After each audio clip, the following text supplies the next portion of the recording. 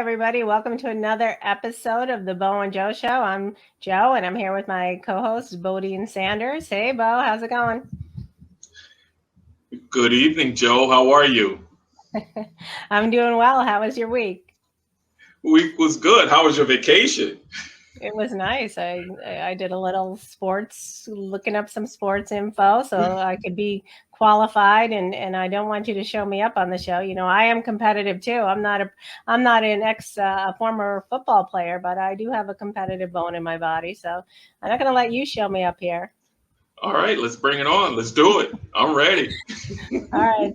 So I don't know if you want to start out where we left off last week. We said we were going to touch base on the Sports Illustrated, what is it? The monthly, the yearly, the swimsuit edition. We didn't have time to delve into that. I don't know if you want to touch base on that a little bit. I mean, I think that's controversial in some respects. No, I just thought it was awesome. I don't think we've had a female tennis player on probably since Venus and Serena, probably. So, you know, that was good. And I think she's probably younger. I believe she's only 19. Right? Yeah. And then we also had Lena Bloom on there, the first transgender woman. Not only is she transgender, she's also African American, a woman of color. So I think that's breaking barriers. And we have had women of color on there, but that was certainly a significant moment in history, controversial on two fronts. I think if there was controversy in both selections, I think people were calling out Naomi, saying that she was, discussing her mental health issues, but then had the ability to go out and do the Sports Illustrated edition, which I think was certainly unfair. We certainly aren't or shouldn't be in a position to be questioning anybody's mental health. And I think that's a big topic for me this week, the mental health of the athletes. We have Simone Biles. That's huge. She pulled out. She said that she felt as if she had the weight of the world on her shoulders. And what do you think? What about the mental health of these athletes? Well, if you think about star athletes over the years who had a hiccup in their game and we all, in terms of the fan base, chalked it up for not having a good game and not coming through in a competition. Maybe they were having a mental health issue, but they didn't talk about it because it wasn't the thing to do 5 years ago, 10 years ago, 15 years ago. So maybe some student in college who's listening to this program can take the opportunity to do some research, right? And maybe write a paper about it at his or her school, meaning take a look back at very important games over the years and see, did the athlete not play well because of an injury? Did the athlete not play well or live up to the expectations that they created for themselves? And no one had an idea of what happened. I don't want to create a conspiracy theory or something close to that, but we all know Michael Jordan left the Bulls in the prime of his career to take up baseball. And, it was all about, why did he do it? Because we found out he wasn't a great baseball player. He wasn't a Bo Jackson or a Deion Sanders, right? Those guys went from football to baseball. Deion did it during the season, right? And had pretty good careers. They made it to the majors. Michael didn't, right? So, again, as a former athlete, I would say my hardships weren't because I had a I needed a mental health day off. I write about it in my book. For me, it was I didn't have the full scholarship or any additional financial help. Like some of my teammates who were on either half scholarship or full scholarship. So I just didn't have the funds. Therefore, I fell upon that hardship of being unable to pay my room and board and was homeless for a week. But I was able to overcome that with the help of teammates. So, everybody has issues. We just, and then when you get to a professional level, you want as much privacy as you can hold on to because you've got the media asking questions, be it local, regional, national, world media, right? So these things are finally coming into play. And what do? We evolve, right? So we've evolved from 10 to 15 years ago of not being able to say we have a mental health, we want to take a mental health day, to now being able to say, oh, I got to take some time off, right? This is getting to me. Or we can think about athletes who took or walked away from the game, not even the Michael Jordan example. I mean, totally walked away from the game and still had some issues personally. Maybe they were having some mental health issues, but didn't know how to handle it because it wasn't something that we talked about openly with the fan base. Maybe their teams knew, but we as the fan base probably didn't know what they were going through. And if I had a 10-minute time frame to think about a couple of athletes, for example, off the top of my head, one was a quarterback who played for the Raiders, and this kid was raised, coached by his dad. He was a lefty quarterback, and he was raised not to eat any junk food, none. And then all of a sudden he makes it to the NFL and he's got this freedom now. And he's like a kid going from high school to college. He went from college to the pros. So he basically found himself when he got to the pros. He was making money. He had some freedom and he kind of lost his way. So maybe he had a breakdown of some sort, and he ended up not lasting in the NFL because he couldn't handle that pressure. Remember, when you're a quarterback, that's pressure that most positions on the field and on the team don't feel. That's a total different pressure as the leader of the team, regardless if you're the captain or not. If you're the quarterback, you're automatically assumed, because of our past experiences, history of football, for some reason, that position is considered the leader of the team, especially on offense. So, we're evolving. We're making progress, and I think it's a good thing.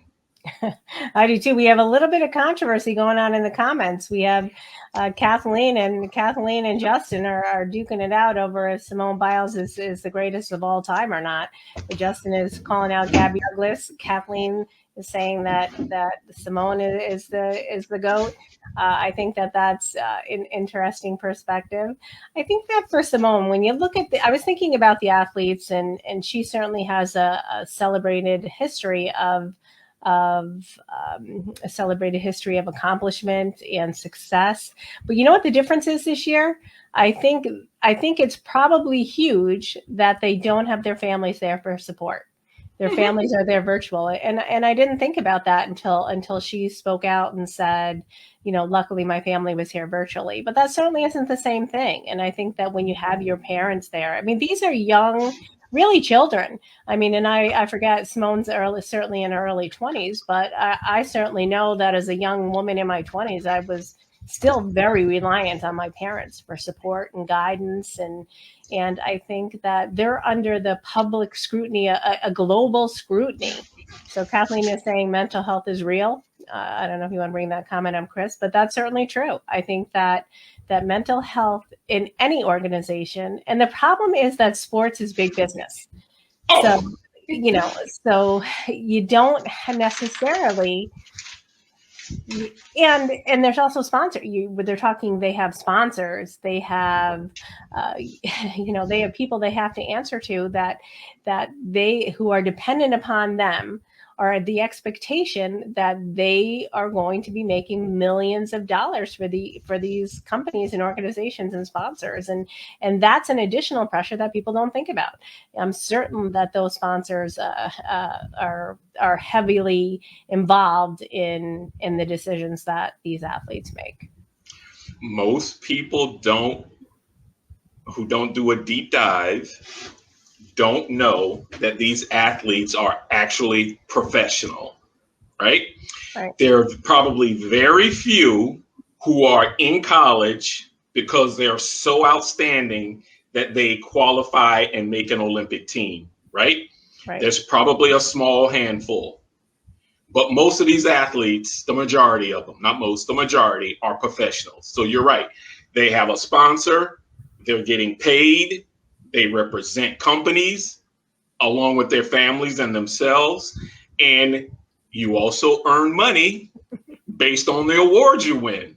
So there's no doubt it's a business, right? We talked about this a little bit regarding the NBA basketball team versus amateurs playing in the Olympics. Remember we talked about that? We did. And so it's a business.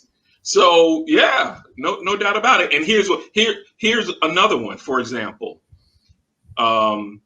Allison Felix, who is a decorated track star. One of her foundation and some of her sponsors paid for some of, like, 10 females, mothers who wanted to bring their kid or kids with them to the Olympics, but they couldn't afford it. They stepped up and paid for it because she understood what she went through during her time frame of competing in a number of Olympics, having a child and so forth. So having support there absolutely helps. Not just support of the fans, but support of your family, immediate family or friends. So you're right. Those things mentally can help you get over the hurdle when you're competing. Right. So and you're bringing up a great point. They don't even have the fans there, so that's, I know Will Polston is commenting, and I want to bring his comments up because I know he's hopping off to do his own show. So Chris, bring up his first comment. The first one. What did he say? You see it, Chris? It says, "Love the hair, Joe." and then his second comment. Bring up his second one. Love your hair too, Bo. Oh, appreciate it. Yeah. Thank you, Will. We love you too. And I love your hair too. It actually reminds me of my father. Will and my father have some similarities. That's one of the reasons I like him so much. But anyway, so let's get back to, so Justin's bringing up Ryan Lochte, and I think that he was somebody too. I certainly think that Ryan Lochte cracked under the pressure the last Olympics. Not only has he been in Michael Phelps' shadow for so many years, he went off the rails in the last Olympics. But there you go. We talked about that as well. Maybe he had a mental moment. I'm sure he did. But did you see? I think there's similarities there, but I don't think that we want to characterize any mental health break as they're also very different and personal, that we don't want to compare anybody. I think everybody's running their own race and they all have their own issues. What do you think? Did you see Pierce Morgan? Do you have any regard for him? He called Simone out, and I don't know if you saw it. He said, "No, I saw it. I want to read the quote. He said, "Go ahead. I don't think it's remotely courageous, heroic, or inspiring to quit." And not only is that just rude and condescending and off base, but it's also hypocritical. He walked off the Good Morning Britain when he got into a disagreement with his coworker, which he was out of line then in that scenario as well, in my opinion. Not that I'm a big I'm not up on all of the royal family and all of their information, but again, that's another mental health issue that I don't think we have the right or the qualifications or even the inclination to be judging people who are facing mental health crises.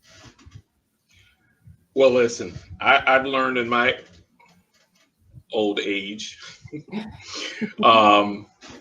that I'll stay in my lane. He's a Monday morning quarterback. His opinion means nothing to me. He is. I mean, I don't know much about him, but I'm pretty sure he wasn't a top level athlete. He has no idea the training and the difficulty that Simone Biles has to go through. And for Justin, think about this, because he compared Lackey to Simone, right? Right. Lackey, if he made a mistake in the pool, he wasn't going to drown, right? Right. If she makes a mistake on that floor, she could get seriously hurt for a long period of time, right? All right. Those flips and those tumbles and those spins in the air, you can lose your balance. You can lose sight of where you are when you're flipping. Okay. So if you're not an athlete and you don't know what it's like to flip, right, in the air during competition with high adrenaline. So I don't give Monday morning quarterbacks any room. They're not living rent free in my head. I don't have time for them. Okay. So, and again, I'm also not one of those guys that's going to say he never played or participated in a sport, so he or she doesn't know. I don't know if he did or not. I just know in terms of the media and the age that we live in, where you're trying to get clicks, he's gaslighting. I ain't got time for that. This is a serious issue. The serious issue should be taken seriously and have a serious conversation. I'm not interested in having conversations with people about a serious topic if they're not serious. So I don't waste my time. True. And so I think that this is this is a learning moment, I think, for Justin. I mean, Justin is saying, and Simone sucks. I think, Justin, you need to be mindful that you never want to judge anybody else. You don't. She certainly is talented, and she's talented and a very sweet woman, and she's gone through a lot. I mean, if you'll recall, her coach, she was a victim of sexual abuse. Mm-hmm. And I just think you want to be mindful of that, Justin, that we're not in a position to be insulting or even judging anybody else's story, because we don't want people to judge you. Right. So if you want to be treated fairly and taken seriously, Justin, then you have to give out that same fairness, right? Because we live in a world where sometimes what goes around comes around. If you live long enough, it's true. So be mindful, be fair, take a step back, gather yourself and go, okay, what is she dealing with? Is it a serious issue? Yes. Then show some empathy. I agree. And Justin's bringing up another good point. The Larry Nassar thing must still trouble her, and I'm sure it will. And I believe that it'll probably. Of course it does. So let's have compassion for Simone Biles, even if you're not her biggest fan, Justin. I think that we always want to show compassion and empathy for other people. So I want to continue on with the mental health topic, because I'm sure that this is and I don't know if any of the Barber brothers are watching tonight, and I believe that they are Green Bay Packer fans. So Aaron Rodgers came out this week and said that he spent the summer and part of his journey, and he finally reported to camp, but he said that he was evaluating his own mental state this summer. And I'd like to talk about that topic a little bit. Of course, I'm not a football expert, but I do have an opinion on it, and I'll listen to yours first because you're the expert, and then I'll give you my takeaway. Well, I'm glad that you did your homework and you're carrying me because you are the quarterback of this team. Remember, I am a strong safety. I will always see myself as a defensive player. So you're the quarterback. I All right. appreciate that. I like that. Yeah. Yeah, I didn't know that, but it makes sense. It makes sense, right? He has been dealing with what we talked about, right? We talked about his organization not providing and drafting and signing free agents for the defense, which means all the pressure has been put on him and the offense to win games, get to the playoffs, win playoff games, and get to the Super Bowl. And he was able to do that once. Their expectation was he could do it again. Maybe comparing him to the GOAT, Tom Brady. It's not fair. So he's had to deal with all of those things, all of those issues, and the fan base, the media, right? So yeah, I can see how he needed to take a step back and get away from Green Bay, play golf in the golf tournament that he played with DeChambeau and Brady and Mickelson. And I can see why. That was relaxing. I love golf. It is relaxing. When I go out and play golf, and I haven't played in a while, but when I do, even though we're competing, it's relaxing for me because I am not taking it as seriously as maybe the other three guys, right? So I could see how he absolutely needed to take a step back and step away from the game. And maybe that's why he made the comment that he wanted to be traded, because he was at a state where he was like, I'm fed up. I think he was. Did you see the press conference that he had? I guess he had a 30-minute press conference. I believe it was today. And I didn't see the press conference, but I read a little bit about it. And he was saying that part of his issue was that he wanted to have a say in the organization. Like you said, with the free agents, he felt as if some of the veteran players were let go and mishandled in an inappropriate manner. But that's a topic of conversation. Should quarterbacks, because quarterbacks are typically the center and pivotal position of these teams, should they really have a say in what the organizations do? I mean, I have a fairly in my position, I think that I do have a level of authority, and I don't necessarily have a say in what my organization does. They may consider my opinion, but should quarterbacks be given the latitude to weigh in on an organization's decisions in regard to talent and player recruitment and relations? I understand how you feel, my co-host Joe. I understand how you feel. Well, it's a question. I don't even know how I feel. I want to see how you feel. But you can't compare your organization and how your organization is run, right, to how a football organization is run, right? So what does that mean?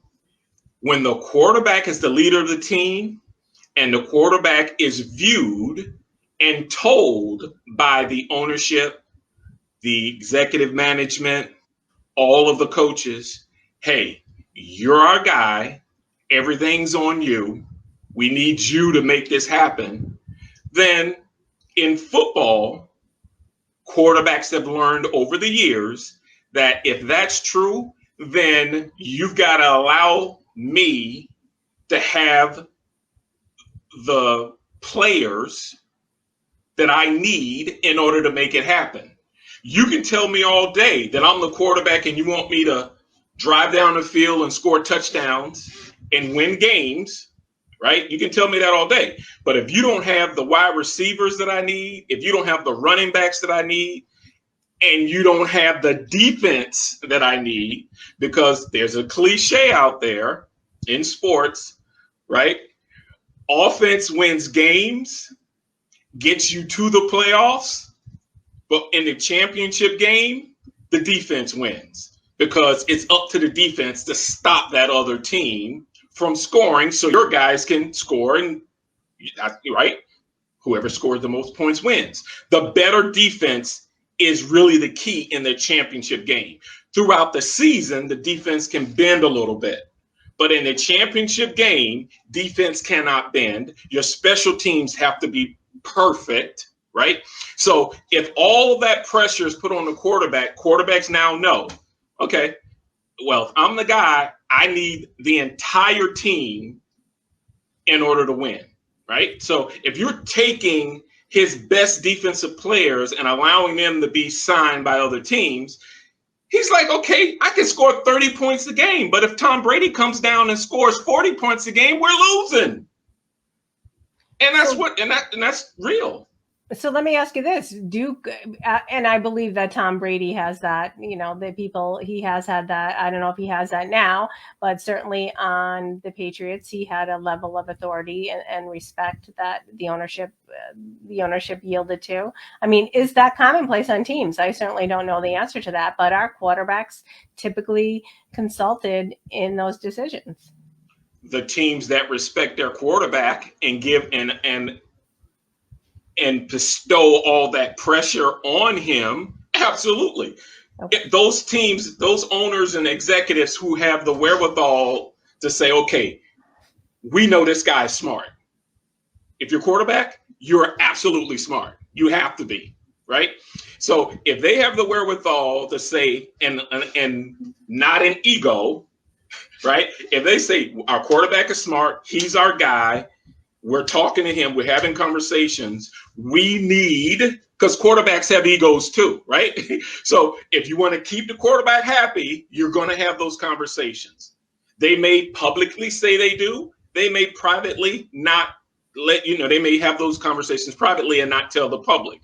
But I guarantee you, quarterbacks who are winning Super Bowls, they're having those conversations because the coaches are smart enough and the executives are smart enough to say, we have to keep him in the loop so we keep him happy so he can focus on what his job is. Those owners who have big egos and those executives who have big egos that are not keeping quarterbacks in the loop, that's why quarterbacks are leaving those teams, and those teams are always either in the middle of the pack or losers.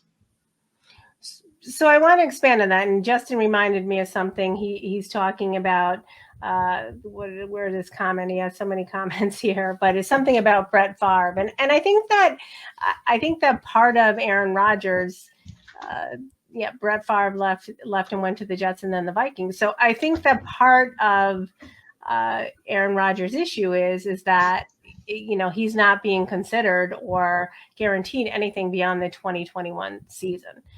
And I believe that that's often commonplace, right? When we have these quarterbacks who are getting near the end of their career, and there must be a certain dent or a tarnish to their ego. I mean, you've been raised to be you're at the top of your game all of these years, and then you bring in a different quarterback, and I think to myself, he was in the same position. He came in, and he was the heir apparent, and it was certainly the intention that he was going to be replacing Brett Favre.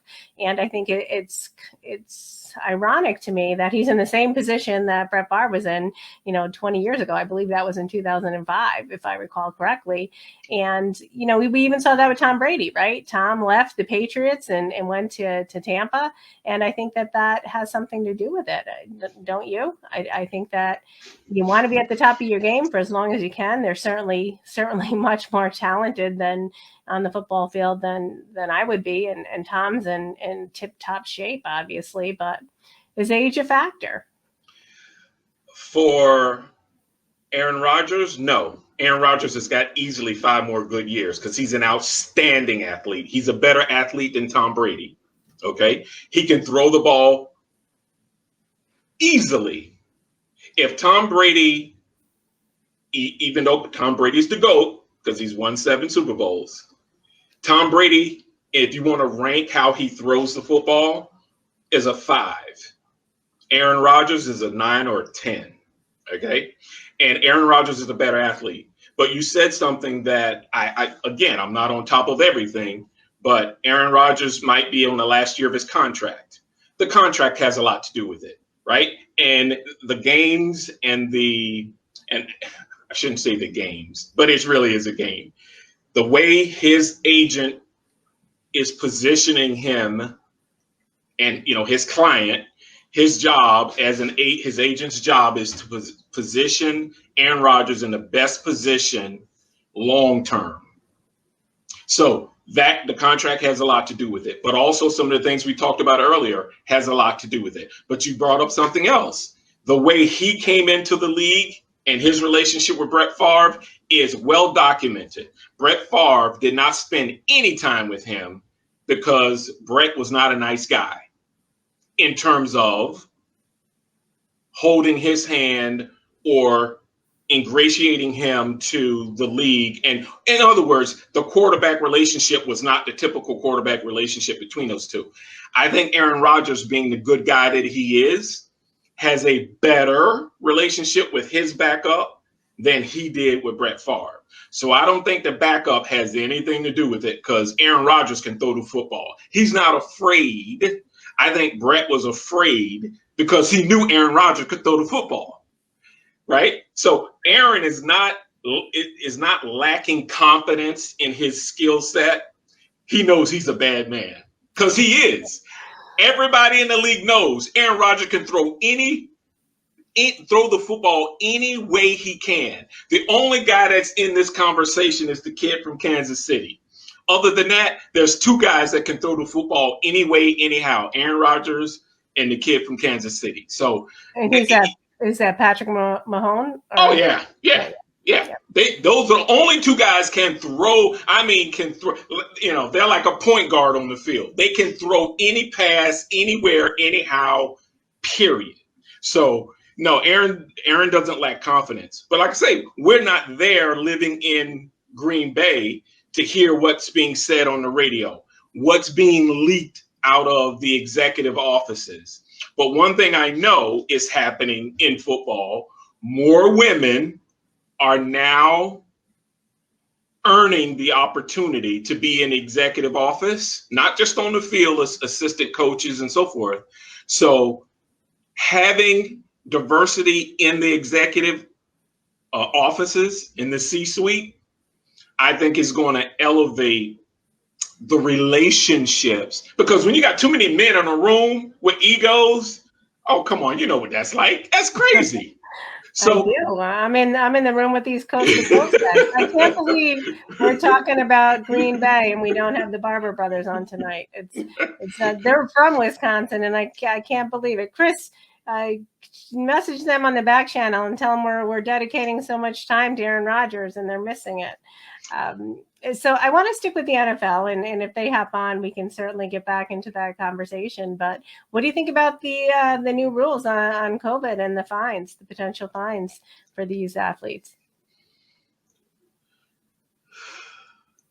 Listen, again, and I'm pretty sure I will give this example. When I was in college in the 80s, mid-80s, when I started college, right? Graduated high school in 83. That was the beginning, or somewhat the beginning, of steroids. Right? Right. I did not take steroids. Why didn't I take steroids? Because of a number of reasons. One, if I'd have took steroids and got caught, my mom would have whooped my gluteus maximus. Okay.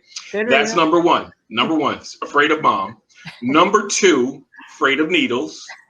Right.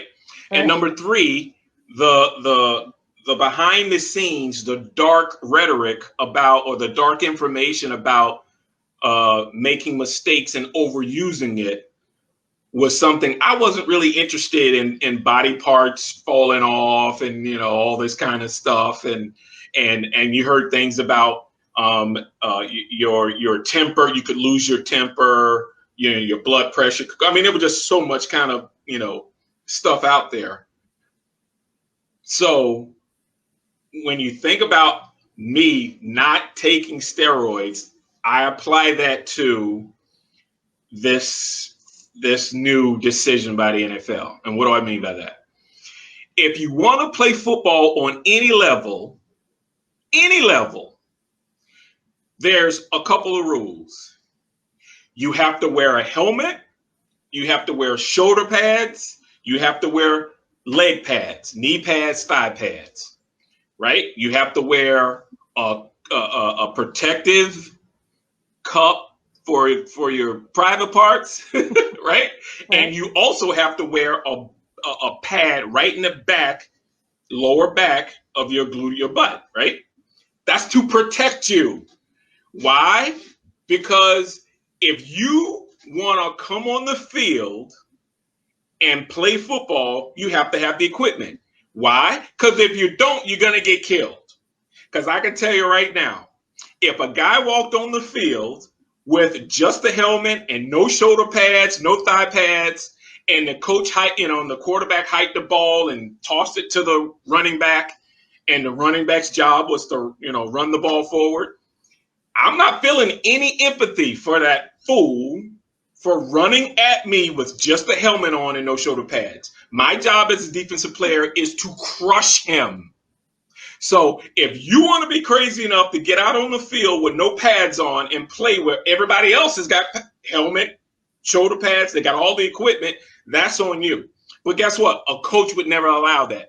The doctors, the team doctors, would never allow an idiot to walk on the field without all the equipment on, because their job is to help the person protect themselves, right? So if these guys don't want to live up to follow the rules of the NFL and get a shot, then don't play.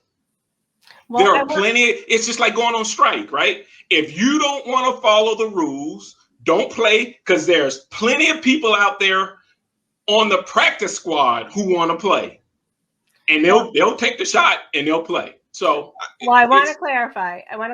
The fine isn't if you're not wearing, if you don't take a shot.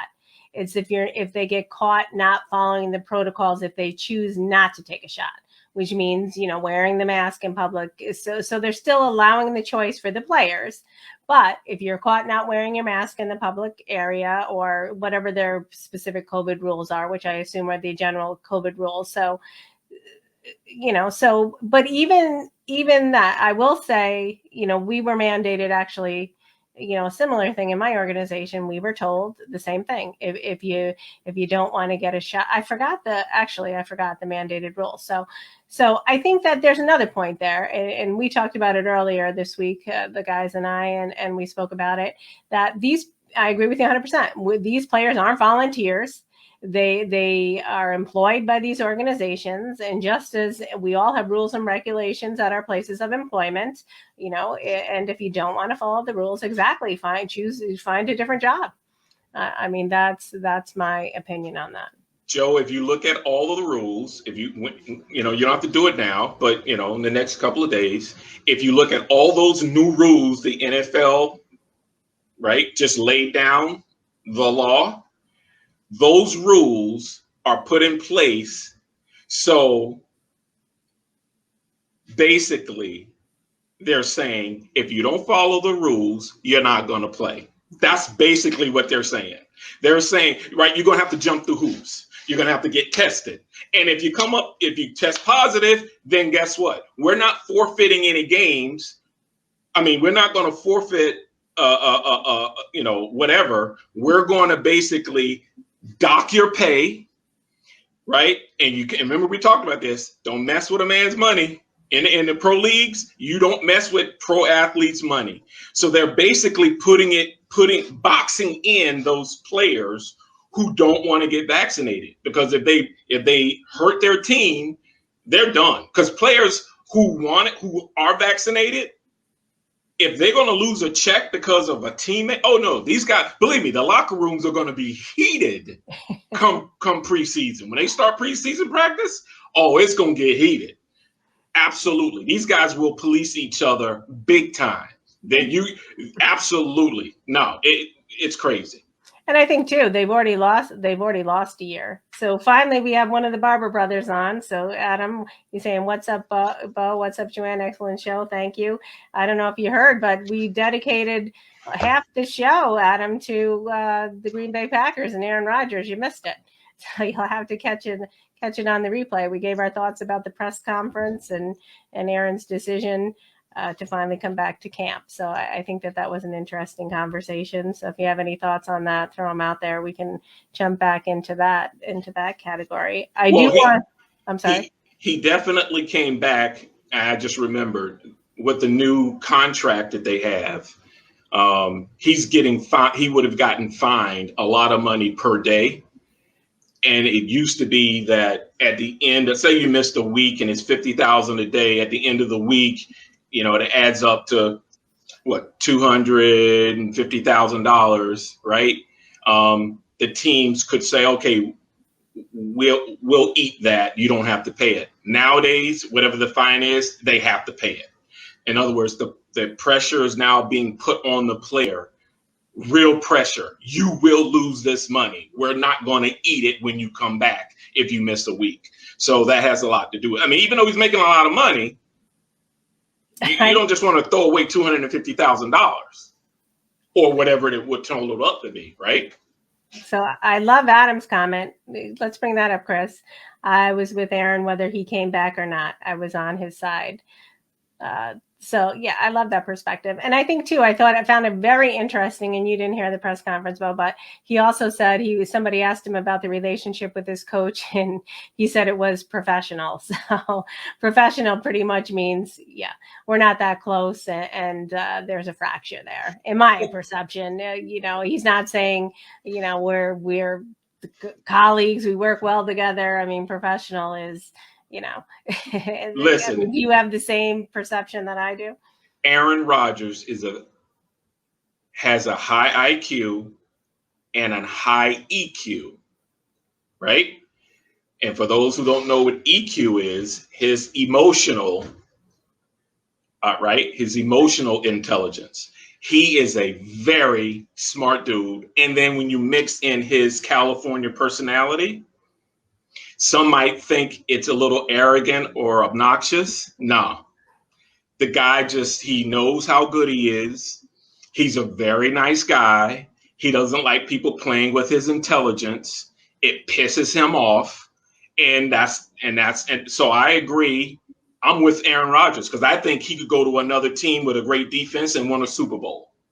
I truly believe that.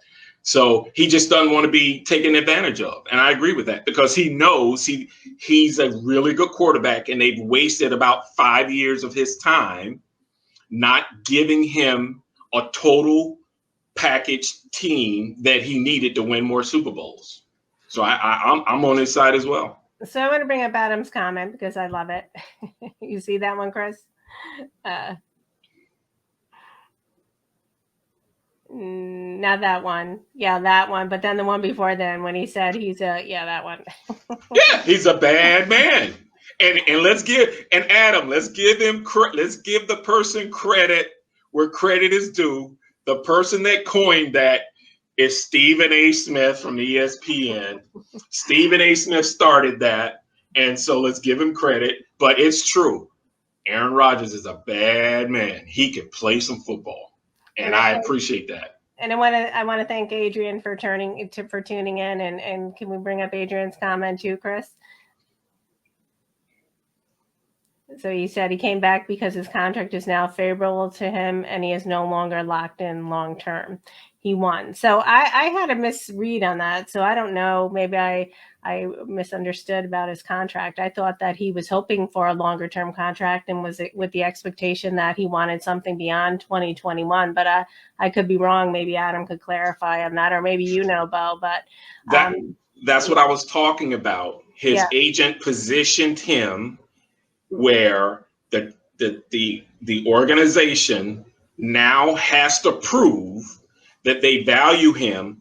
So put it this way, if he signed a 7-year deal, they could pay him all the money in the world.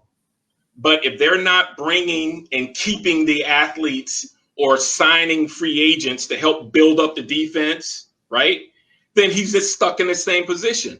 But now if it's a short-term deal, they have to do that or he's out of there. So he's now has leverage.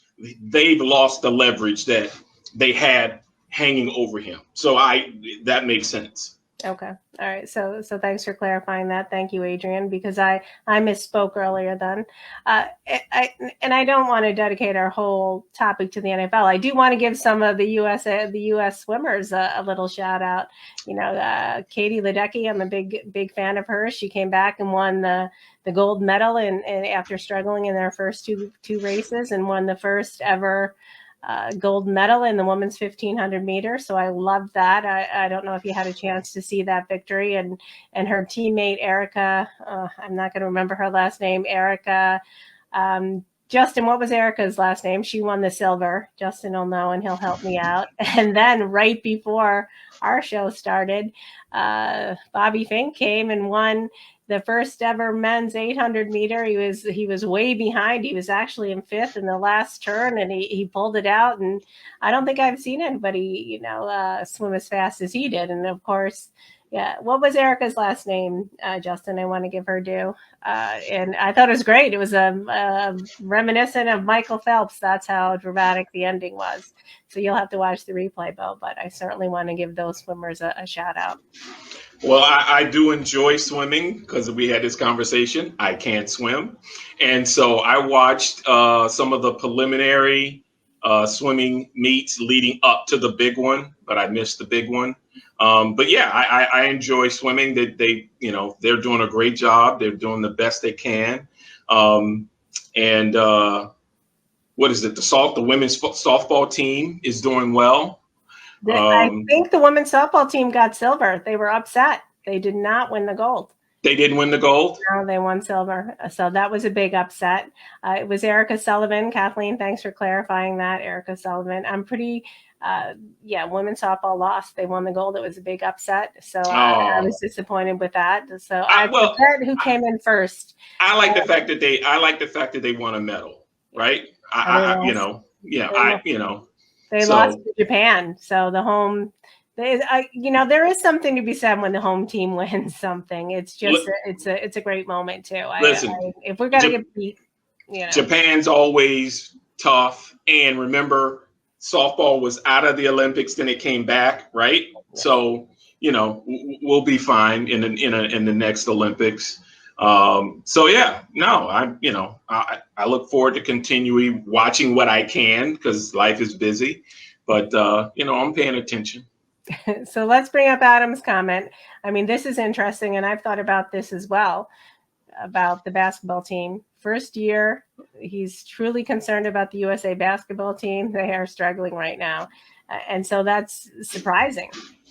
It's surprising, right? I mean, we expected to sweep, I believe, and they're definitely struggling. Talking about the men's basketball team?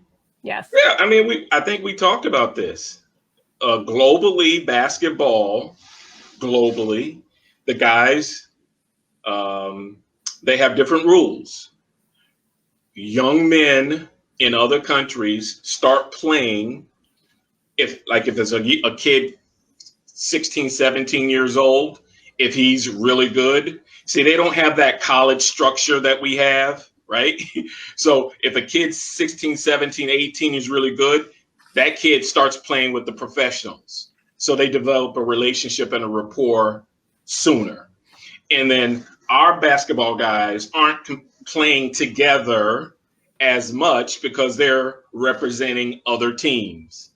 So if you don't have all of your top 15, literally the top 15 dream team, and we all must admit the team that we have competing now is not a dream team. It's close, but it's not a dream team, right? It's not. So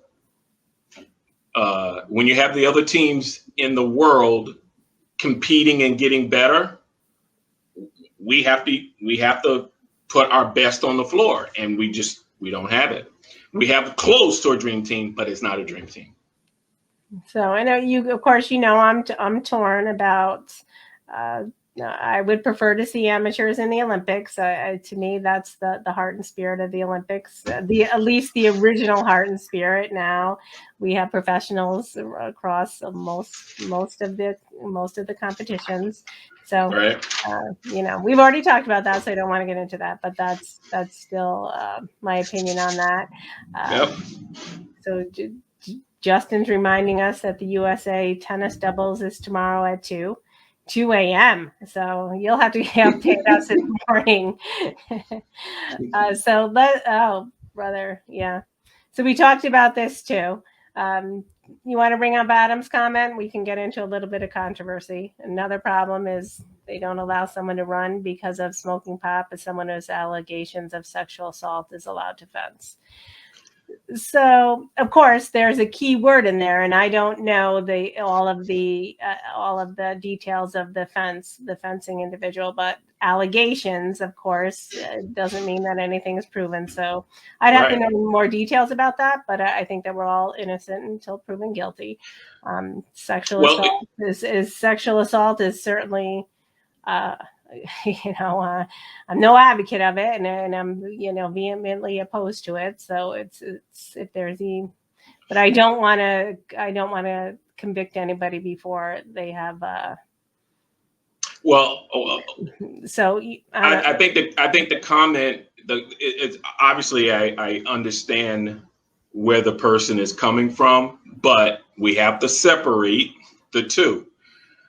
The Olympic organizations that make the rules don't make rules based on criminal history. They make rules based on drugs because it's a competition. It's up to the countries where these athletes are coming from to handle allegations of wrongdoing. So wherever that allegation, that player competitor is from, I don't know if that's an American athlete or an athlete from somewhere else, that's up to their country. So are they happy that that person is competing, bringing that kind of bad publicity? No, but again, I'm not I don't know all the rules of the Olympic Committee, but I'm pretty sure 99.9% of their rules are based on drug performance testing for drugs and those things. So yeah, it's a difficult position that they're in. And we talked about Sha'Carri Richardson, last week, and we agree that I think Bo and I have the same opinion. She did break the rules. I think that these athletes know the rules going in. I think that my biggest issue with that situation was that she wasn't even allowed to compete when the suspension was up. When her 30-day suspension was up, they did not allow her to come into the relays. I think that the IOC, if you want to compete at that level.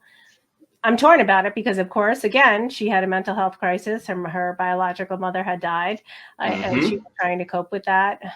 But so it's tough. It's tough on both sides. I believe those rules should be changed. It's not a drug that enhances your performance. So why it's being considered or even in that pool, and why that's even part of the regulations, I do have a problem with that. I think it should be amended, especially since recreational marijuana is being legalized all over the country. But of course, this is an international committee. It's not based on the USA laws either. So that's something to consider as well.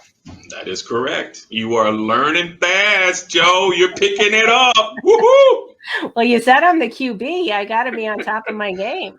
You have to know the quarterback's job is to know what everybody's supposed to do, from the offensive lineman, the running back, tight ends, and wide receivers. That's the quarterback's job. So, and I told you, Adam's got me. He's got me in fantasy football next. I'm trying to learn as much as I can about. I do want to win that competition, Adam. I do want to say that I'm coming in as the rookie. So I want the big upset. So Adam is saying Adam would love to do a show with Bo and talk sports. Anytime you can hop on, I'll moderate. I don't have to. It could be the Bo, Joe, and Adam segment, perhaps next week. Adam, what do you think? We're certainly game for that. And I don't know if I'm comfortable with being kicked off. I just was promoted. I was just promoted to quarterback. Now I'm out. And the Bo and Adam show doesn't sound as good as the Bo and Joe show. So no. Adam can be a guest on our show. He's more than welcome to be a guest. But Joe is the quarterback here. Nope, there's no substituting on third downs. No, she's first down, second down, third down, and fourth down quarterback. So Adam doesn't like to hear that because he's my boss here at the network. He likes to be in the position of power. So that's okay. He'll get over it, but he's more than welcome to be a guest. We'd love to have him. Perfect. We'd love to have him. He can be the Tim Tebow for our team, because Tim is now, going to he's had a come to Jesus moment. He understands he's not playing quarterback. He's gonna probably make the team as a tight end for my hometown Jacksonville Jaguars, and he's going to do well. People are going to be surprised. All those people that dislike him, wait until they see how he proves himself, because the guy was an outstanding athlete. He should have had this come to Jesus moment 10 years ago and switch from quarterback to tight end. But yeah, so it's kind of similar. So let's bring up Adam's last comment, Chris. He's given me some I'm relieved. He's saying, Joanne, you got it. He just wants to hop on once. But Bo is infectious, Adam. Once you're on, you're not going to want to just be on once. You might want to. We might have to revamp things. And of course, there's always Sports Minute too. Adam is one of the hosts of Sports Minute. We have other shows on the network that you would actually be a great fit. You could guest star on any of those shows too, Bo. They have a morning tailgate show. They have a Sports Minute. We have the Coast to Coast Bros where they talk sports and trivia. You could really, I'd love to see you go against the guys on trivia. They tried to I volunteered tonight and they said, no, we don't want anybody who's going to come up with zero answers. So by the end of this year, Bo, I'm going to win that trivia. Well, tell Adam if he wants to be a guest next week, we'd love to have him. We can talk about that show that he's going to have on Sunday mornings. That's a good time during football season to have a show. If we could talk about it. I can. We'll talk about it then, because once football season starts, I become a different person. All right. Okay. Well, we're down to our last 2 minutes. Any final thoughts? Well, there's lots of things that we can talk about next week, because the NBA draft is tomorrow night. Right. I better write that down. Now I have to learn about basketball. Is that enough? Baseball, football? Now I'm on basketball. All right. NBA draft is tomorrow night. And we can talk about the Cleveland baseball team changing their name, the Guardians. That's a great diversity change. We can talk about Texas and Oklahoma next week. Texas and Oklahoma wanting to join the SEC. They want to step up with the big boys, right? We had another African-American or biracial kid win a golf tournament. So he's going to make a name for himself. His name is Cameron Champ. And and then the big hot story on ESPN, Hansel Emmanuel, the kid with the one arm who can play basketball. That's the hot story from this past week. He's from the Dominican Republic, and he's probably going to earn a scholarship to play D1 basketball. And if he continues to improve, he might be the first NBA player with one arm that makes an NBA team. So we've got a lot to talk about next week. Amazing. And we actually forgot about we haven't talked about the big upset with the female reporters, anchors, right? Yeah, we never touched on that. And I forgot their names. But I'm going to. You're talking about the controversy with ESPN? Right. We ousted Maria Taylor and what's her name? Oh my goodness. Yeah, Maria Taylor ended up leaving. And Rachel Nichols. Oh, Rachel Nichols, right. So that's something we should definitely talk about next week. Yeah. I meant to bring that up this week, but as usual, we're out of time. There's so much to talk about. That's what's great about sports. There's so much to talk about. We're always worried we're not going to have enough to talk about, and then we run out of time. That's why there's a Fox Sports 1 and an ESPN and a CBS Sports. There's always something to talk about. Right, but they don't have Bono or Joe, so we got them beat. So. Oh no! I can't leave Comcast Sportsnet out either because I used to work for Comcast. So no, it's been good. It's been great. Great to see you. You look great. You look like you relaxed and had a good vacation. So good to see you. I did. You too. I want to thank, as usual, I would like to thank all of our listeners. We have Justin, we have Kathleen, Adam, thanks for hopping on. Adrian, thanks for tuning in. If this is your first time, which I believe it is, we appreciate the support, and it was great to see you as well. We're missing a couple of the guys, and I always end by thanking Chris, the man behind the scenes. We couldn't do a show without him. So he's the best I always say he's the best in the biz, and he's actually has a new name, Chris P. Bacon. So thank you. I love that. So I love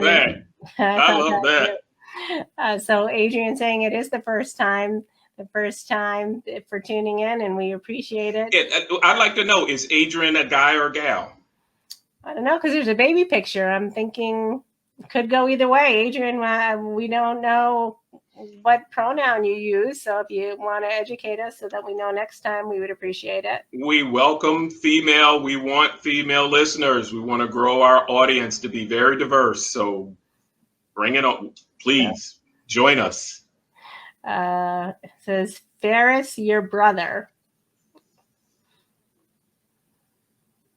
Don't get that one. All right. Adrian Ferris. Oh, yes. Adrian, my man from Atlanta, from the ATL, Villanova baseball player. There we go, right. Adrian, my man. He was tuning in. Thanks, Adrian. Yeah, he was. We were freshmen together at Villanova, and he was the. We talk about diversity. I know we want to go, but he was the only African American baseball player on the team my freshman year.